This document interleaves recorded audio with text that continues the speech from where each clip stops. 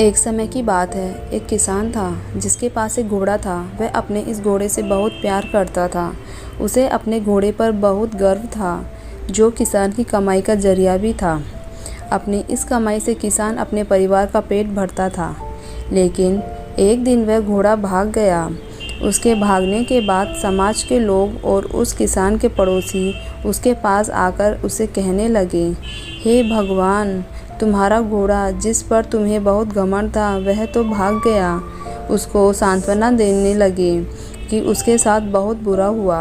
लेकिन किसान ने उसका जवाब बहुत ही सहजता से देते हुए कहा, हाँ, बहुत बुरा हुआ। फिर अगले दिन घोड़ा वापस आ गया। लेकिन सिर्फ घोड़ा वापस नहीं आया, बल्कि वह अपने साथ 3 जंगली घोड़े भी लाया। फिर उसके पड़ोसी उसके पास दौड़ते हुए आए और उस किसान से कहने लगे, आपका घोड़ा आ गया और अपने साथ 3 और घोड़े भी लाया है। यह तो बहुत अच्छी बात है। आपकी किस्मत तो बहुत अच्छी है। किसान बहुत खुश हुआ, उनकी तारीफ देखा। फिर उसका जवाब बहुत ही साधारण रूप से दिया और कहा, हाँ, शायद। कुछ दिनों बाद किसान का बेटा उसी जंगली घोड़े में से किसी एक को काम के लिए उपयोगी बनाने की कोशिश कर रहा था। लेकिन इसी कोशिश के दौरान घोड़े ने उसे ज़मीन पर पटक दिया और उसका पैर बुरी तरह से टूट गया। उसके पड़ोसी उससे कहने लगे, उस पागल घोड़े ने देखो तुम्हारे बेटे के साथ क्या किया, उसका पैर तोड़ दिया। यह तो बहुत बुरा हुआ। किसान दुखी हुआ और फिर से उसी तरह जवाब दिया और कहा, हाँ, शायद मेरे बेटे के साथ गलत हुआ।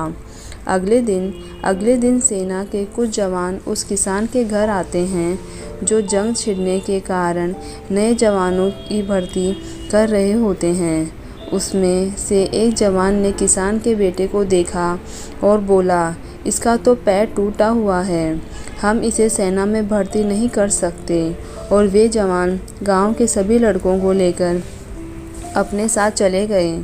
यह जानकर उसके पड़ोसी और बाकी गांव वाले उसके पास आए और बोलने लगे, तुम्हारे बेटे को तो जवान जंग के लिए ही नहीं ले गए। तुम्हारी किस्मत तो बहुत ही अच्छी है। इस आखिरी बार भी किसान ने फिर से बड़ी सहजता से कहा, हाँ, शायद। कहानी की प्रेरक बातें। इस कहानी से हमें यह प्रेरणा मिलती है कि हमारे लिए चीज़ों को नकारात्मक ढंग से सोचने में ज़रा भी समय नहीं लगता है। जब भी कुछ हमारे अनुकूल नहीं होता तो हम उसे बुरा ही समझते। लेकिन सच बात तो यह है कि कोई नहीं जानता कि जो साथ घटा है वह बुरा है या अच्छा। इस कहानी में भी किसान के भावों में परिवर्तन परिस्थितियों के कारण होता है।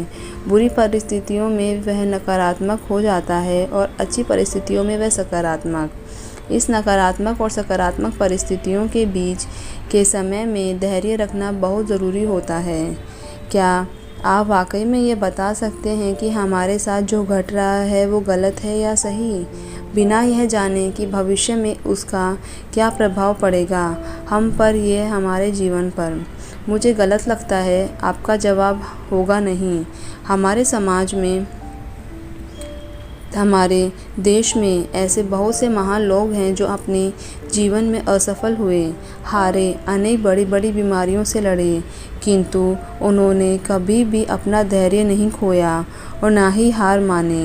यही आगे चलकर बड़े प्रसिद्ध हुए, सफलता के मुकाम पर पहुँचे और महान बने।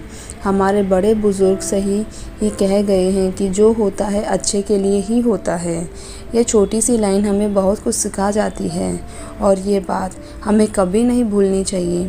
हमेशा कोशिश करते रहो, जीवन के पथ पर निरंतर आगे बढ़ते रहो। आपको बस यह करना है, किसी बात को लेकर ज़्यादा परेशान नहीं होना है, अपने आप को शांत रखना है, अपने काम से काम रखना है।